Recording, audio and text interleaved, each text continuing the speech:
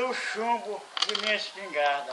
E através desse dedo bem aqui, que esse dedo aqui é que puxa o gatilho. É, né? Não faz assim, pá! O jacaré só levanta a mãozinha dando um tchau.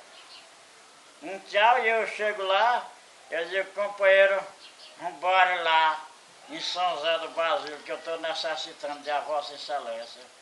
Eu fazer uma fritada, que eu acho bom comer carne de jacaré, bem preparada. Tu diz isso pro jacaré, tu diz, né? Eu digo. Isso eu conversando com ele depois que ele já está morrendo, viu? E Dona Belinha, que é minha esposa, que se chama Obélia de Oliveira, conhecida por Belinha, comadre do compadrinho Anselmo e da comadre Silvana.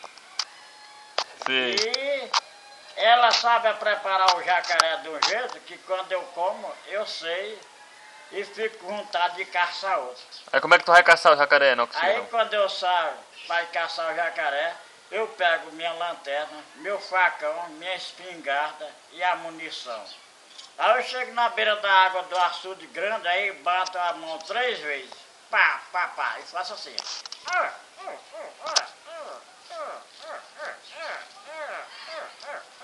E o jacarezão.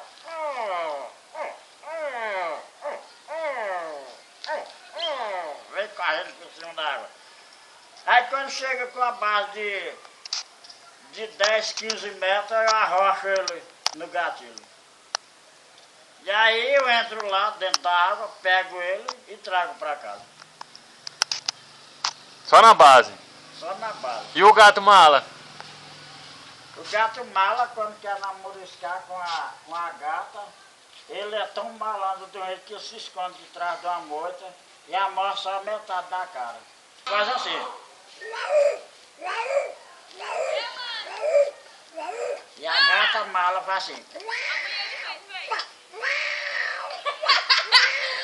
Aí quando o gato mala tá escada no endereço do Brasil, igualmente uma gatinha dessa aí, acha tão gostoso de um jeito que faz assim.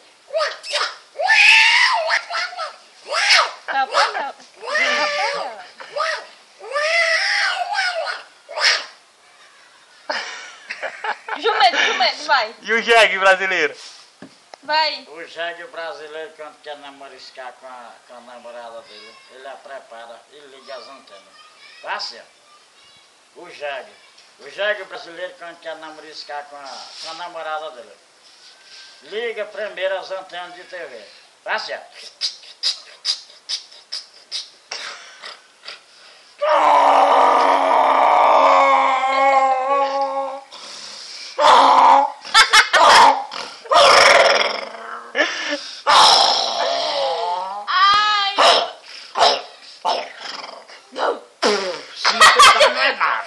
Se não peidar é magro, né?